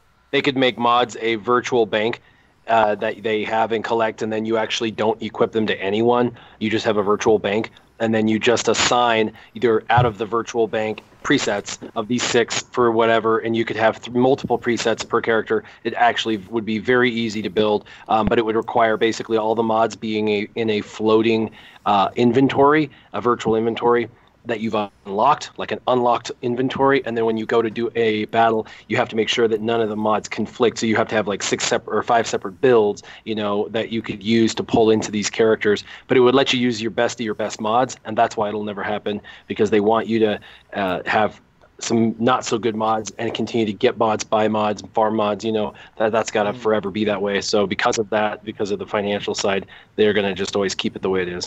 Yeah, because even if it's right saying, if it was a floating bank, and then what would happen with the mods that you'd have to have on your arena defense team? Wouldn't that then cause like an issue? Because no, it's virtual. It's just saying, you'd say on defense, this is the mod set I'll use, and the game just calls on those specs for that particular defensive team. And if you're playing offensively, you call on the specs virtually from your opening or pool of what you have. You could set every single pool up separately and individually, and then the game would just call on those stats, so to speak, because you unlocked those stats. But again, it gives you too much freedom to have your best of your best mods on every situation, instead of requiring you to get mods for every character, like the way it is now. Okay, yeah, no, I can't see it happening. Just sounds really complicated to even think of how it'd be even done, even with the floating side. Whew. It could be August though. So we're going to move on to our next question on this, and let's have a look. So we're just so the next question that I've got is from hopefully I can see him again. Frasu, maybe? I'm really bad again. Is the R2-D2 Zeta worth it? Yes, it definitely is. You know, depending on what teams you're running, you know, number crunch is going to be for what number crunch does, and that is for the 4 factions. You know, if you are running it, either one of those 4, or, you know, you can move them around. And then the first one, of combat analysis, he's going to be crits, dispels, what cleanses your team and stuff, cleanses that character. So yeah, it's worth it, but it depends on your situational. If you're running dark side, then no, none of those Zetas are worth it. But it just depends, you know, if you're running light side in raids and you're using him over the shot in Galactic War, then yes, it's worth it. I've got both of my R2 Zetas. I think everybody, or almost everybody, is going to have on the panel at least one of the Zetas on the R2. Worry, you've got both, haven't you? Yeah, I have both on R2, and I actually did the cleanse one first, and then I did numbers crunch, and I like them both equally, but preferred the numbers crunch more. What about you, Loki? You've got both as well, haven't you?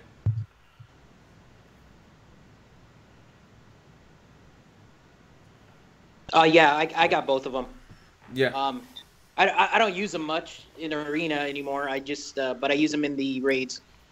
Yeah. But yeah, it's worth it. I mean, he'll make a comeback with Commander Luke for sure. Oh yeah, definitely. Imagine if they've got some like droid, you know, some synergy between the two. You know, when R2-D2 is present, X, Y, and Z happens or something. But yeah, no, we're going to see a ton more Rebels. You know, it's a solid investment in my opinion, because if we just have a look at the Star Wars calendar, what we know so far is we're getting more Rebels. He synergizes with Rebels. Episode 8 is coming out in December. He synergizes Resistance. if there was ever a droid rework, he synergizes with droids. Only problem you got on that is you're probably going to need to have some light side droids as well to get use out of combat analysis, which I don't know. Maybe C-3PO could come into the game. Who knows? But I think it's it's probably one of the most solid zetas that you can put on a character where you're going to have for probably the longest time in the game where you're going to have the use out of it. More Jedi, Galactic Republic. There you go, you know.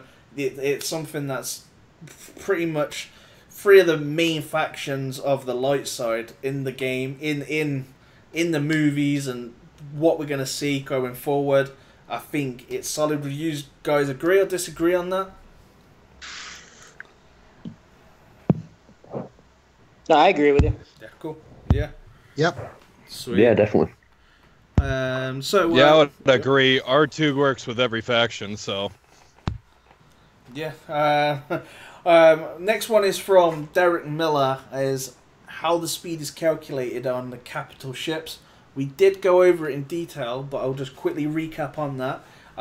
Pretty much from my foundings it's about the actual power levels. Previous power levels you couldn't see it, but now I believe it's like benchmarking when it hits certain like kind of power levels, when it's going up to the max amount a character can go, it then ups the speed for the starship. So like with Loki, his Tarkin is 162 speed, and he's got everything maxed except for any zetas, but the highest it can go is 169. So those other power levels where I believe it's per zeta ability gives an extra 2k power level on the character, which will then feed over. Like my Tarkin is, I'm missing 3 pieces of gear off Tarkin. I've got all the Omegas like Loki, I've got no zetas, and my speed is 160, and I believe this is identical for every single character. Mods on the power levels only give about, I believe it's 1k if they're 5-star mods at level 15. And I believe that's how it's calculated, and it's always been like that. It's just we've never been able to see it because the old way we couldn't see the whole kind of crew power and stuff and how it was calculated. It was never visual, where now we've got a clear kind of indication with the entire power levels of it. Pretty much that in a nutshell. And let's have a look. So I'm just going to look for more questions. I probably should have done that. So... Talks amongst yourselves. Yeah, let's talk about ourselves. Is it sunny where you guys are? Tough Turbo. I know it's dark. Is it sunny where we're at? It's dark, at all Smithie, times. you know that. It's It's dark. It's pitch black. Hey, you know, I don't know. You could be on holiday, man. Psychic. You know? No. No. Okay. Fair enough.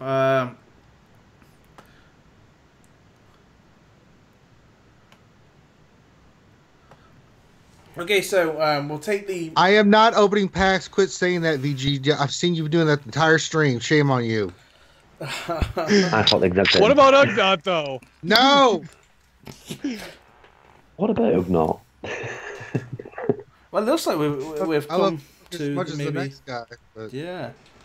So we'll take the last question then. I believe that we've pretty much got through to them all, I think, hopefully. Well, there's actually a couple here. But we'll just take this one. Okay, so let's have a look. Question is... I don't know what the question is. There is a question, right? There is a question, yeah. There's just... let's have a look. No, I lost the question. I think we need a speech from Mr. Trump, I think. Yeah, we do. Oh yeah, so... with the Chill Lemon was asking about the super chat. It didn't appear. It will be on next week's, where very similar to how RSG do it with the donations. Anything through super chat, your name will then be onto the next stream, and pretty much that will how it pretty much goes on that. It's going to put on quite kind of like late. Infinity did it for me in like 5 seconds. That's amazing. Just about like subscribe and just any donations and stuff would be. It's there now. I see the super chat function. Yeah. It's because I believe that it's one of the perks that your name's going to appear on the stream, but I can't do it today because it's already kind of Oh, okay. You got what I mean? You know what I'm saying? Yeah. I think we'll just call it a night on that. Brandon has a quick question. Should he gear Thrawn or Darth Nihilus? I would say Darth Nihilus first over Thrawn. Because I think they're both, very important. But my kind of thing, I would do Darth Nihilus over anybody. Maybe that's just Darth Nihilus. Yeah. The Annihilate is just killer, isn't it? It's pretty impressive. Yeah. Most impressive. Excellent. Dispel on basic and increasing cooldowns is probably two of the best abilities as well, aside from Annihilate. Mm-hmm. Notice that you get the. You can put him in. If I was calling you last night, wasn't Smithie, about the Holy Trinity, but you stick Nihilus in, even in an assist team and stuff like that, he's going to be doing that dispel like you said in his basic. He's great character. Nihilus all the way. Yeah. You kind of gear both. You have to have him. Yeah, but Nihilus to me. You have to have Nihilus. Yeah, Nihilus is. He's not a character that's going to go away either, unless like. Yeah, you can just put him in any team. Like you can do the same, of course, with Thrawn. You know, I just think Thrawn on his own, Nihilus has got more utility. Yeah, definitely. More utility. Yeah, they're both different. They're two support characters that are completely different. They do different jobs, but I think from one guy that's holding a tune down to another guy that just completely wipes them out of the arena, I'm going to go with the guy that wipes him out of the arena than the guy that just holds down to stop him from fighting. Let me at him. But anyway, on that note, we're going to... I take it you're more of the best defense is a good offense guy, aren't you? I can be. I sometimes build like really horrible teams just because... I'd rather it be That's not a good starting statement, that, Smithie. I build really good, horrible teams. Oh, yeah. The horrible teams... I mean, when it comes to sucking and making bad teams, let me tell you. I really suck. I should start with Ahsoka's Fulcrum and take it from there. Yeah, like, I'll build a team that I wouldn't want to face. And I'm like, oh, I won't want to face that. It's horrible. Ooh. You know, like with Zeta Barris, Kenobi R2, stuff like that. Then I'll slide in, see how it does. You know, people can beat it because Darth Nihilus... If Darth Nihilus wasn't around, Thrawn wouldn't do nothing to my team. It'd just be timing out. It's only because of really Nihilus that, or, you know, like, anti-crit and stuff like that. But other than that, then most people wouldn't be getting through those teams. And it's mostly Nihilus that's like a ticking bomb, isn't it? It's like, you know, turn meter from Rex and stuff. But yeah, that's... I kind of build those teams because I like to hold defensively. I don't want to be sitting in the game doing loads of arena battles every day. I already do that with fleet shipments, and it is, well, the fleet, and it is annoying climbing from 20th and odd to number 1. It just takes too much time. So I try and build the best defense every time. That's mostly what I care about, is so I don't have to keep playing the game and doing lots and lots of battles when I can be doing like videos and stuff. And that is the worst thing, is if you're making a video and it's took 8 hours to stop and do all your fleet, your arena, and they're taking like another hour or something. So I try to build a good defense, but I try to make it, of course, offensively. But yeah, I ran the wedge for a while. I've run lots of different teams. I just change them. When the arena slightly changes and people catch up with the teams, then I'll change it to another team where it means they have to change their team. And I just try and keep doing that. Just to keep it fresh, I guess. And just sometimes then people won't attack you if you're the odd one out that has a different team that they're not fully confident in beating. And they'll just tap the other guy that normally that they can beat. Or unless you're in their way, then they'll attack you either way, because they have to. Yeah, but on that note, my little SWGOH life stories. This is where we're going to end it. We're going to go around where you can find the guys. We're going to first start with Turbo. I'm waiting for your next raid video of how not to raid. I've got some good ideas for you that I want you to showcase. But What are you working on at the minute, buddy? What are you doing?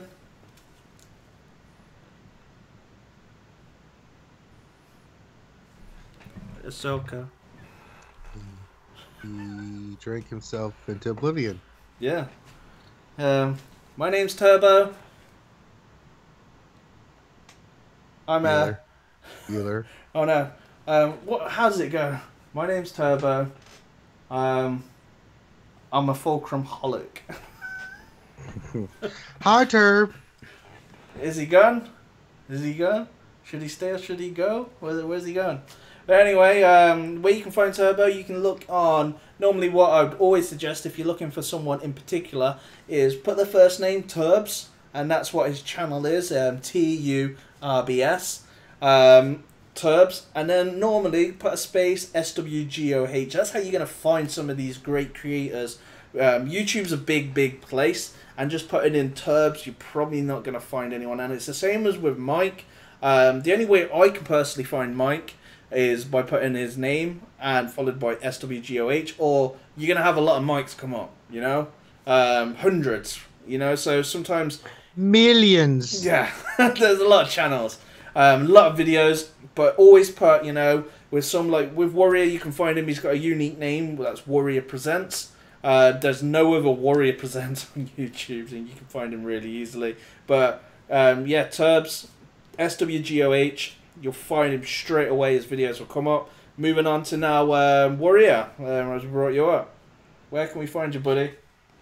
Ori just said we're on YouTube at Warrior Presents. And yeah, so we also have the description or links in your description, so that's a good place too to find them. Definitely, I need to update them as well and get some more added on there. And yeah, man, gonna watch some of your videos after the stream. I want to watch your Ewok one. See, the one play Ewoks crap. It's funny, I don't ever play Ewoks. I'm not an Ewok guy. I never claimed to be an Ewok guy, and I'm not the hyper efficient Ewok connoisseur, but I play them okay. I mean, I know their basic abilities and know how to use their basic abilities, but dude, they go ham on you, the people who love Ewoks, if you even sort of screw them up in playing. So I went ahead and just beat them to the punch and made fun of myself on my last video and said I'm going to play them like crap. And I did make a couple mistakes I caught myself doing, but it's all... There are people out there will go ham on you for not playing Killer Bears correctly. Yes. It was one, What's wrong it with was you one of the people? most aggressive groups of people I've ever met. And Really? Yes, and I had people telling me they needed to send me footage so I could learn how to play the Ewok. Oh my god! Listen, I just wanted to showcase them in generality. I know, you were being very nice and doing something for them. Not in specificity. I wanted to learn how to like theory craft and stuff. What I would do is first I would find that they're good, and then after I found that they were good, I would then take the time to learn enough to get them to be in the way that I want to play them. I learned enough to know that they're going to be good, not great, and so that's enough to know that I'm not going to spend the time theory crafting my butt off. Other people can do that if they'd like. Well, you should have really looked at the numbers and used these abilities correctly, Warrior. I like accidentally used a cleanse because they changed all the pictures, right? They changed all the pictures. Oh, and so no, I'm like, I thought this was like a use a cleanse that you weren't supposed to. Do a Well, cleanse you should just stab yourself in the neck and end it for all of us. We're sick of you. I know. I'll just take my pencil and stick it in my throat. I actually watched Arnold's one today, and it was actually quite funny. I did enjoy it. And there was a part where he's just like, "Oh, this special ability," and he's like, "Oh, I didn't know he didn't do that." I don't think really anybody, you know, unless you're gonna sit there and you've played with lots of Ewoks and stuff, they seem like they're a very really complicated team to use. You know, they got lots of different abilities that do lots of different tricks, and it's probably something that I'm never going to really learn because I'm never going to use them as a team. They could be the meta and I probably still wouldn't use them, just because there has to be a certain point. It's kind of like, to some people, how I feel about Ewoks is how probably most people feel about Jar Jar Binks. You know? I just feel like their kits are a little bit too complicated, and yes, if you want to get your Ewoks to take 13 turns in between the other players making turns, great. You could do cleanse, attack, call assist, cleanse, call. I mean, there's a way to do it, but it's so convoluted, and you have to know them intimately. I've never played them up to this point as a unit, ever. And I would say there's very few people in the world that ever played them as a unit. Yes, we've all used a T-bow. Yes, we've used Chirpa, but as a unit, there's only a few people from a year and a half ago who tried them desperately with Royal Guard for a while and then gave up on it. Well, those are the people that came after you. God help them. Apparently, man, but it doesn't bother me. It's no skin off my back. But I actually welcome it. I think that if anyone wants to teach me, I'm open to learn. I've never said that I'm a know-it-all. I know a lot, but I don't. Wait. You're too nice, lawyer. You're way too nice, brother. There's a difference between being taught and having someone trying to be nice and show you how to do something. Someone coming after you for what they felt like they did. That's horrifying. You didn't have to do that at all. This is ridiculous. Some people, I swear, I just don't understand their mentality or their behavior. It's just like, it's a game. It's true. They're pretend characters. We love them. They're Star Wars. But stop. Just stop. You got to be careful. They're at home sitting in front of their keyboards in their Ewok suits. So Finn sleeps with his. He does, man. With his plush wicket. He just nope. I've got to admit though, everybody's been calling them murder bears. I'm adopting Shadow Vale's Meh bears because that is right. Meh bears. Because that's what they are. Bears. No, they look cool, but Turbo, you're back. You just come out of nowhere. Yeah, I know. I never disappeared. Do you know what I realised? I was actually plugging myself on mute. You what? It was my turn to plug. I was telling them about my YouTube channel and I was on mute. Okay, well, go for it now, even though I did it for you. Was you sitting there like, what's he doing? He's talking over me. Were we plugging at the same time? Were we plugging one another? The timing wasn't unreal because I thought we were talking to you. All of a sudden, you repeated what I said. I'm like, okay, oh shit, I'm on mute. Okay, yeah. In your words, then, Turbo, tell us about yourself. I just said, obviously, YouTube, Turbs. I've got to say, that was a very good point. You added, if you can't find me on Turbs, add SWGOH, and you'll find me for definite. That's how I find everyone. Yeah, look. I've been saying to you for a while, Smithie. I am very soon gonna finish my I Love Fulcrum video. It's coming.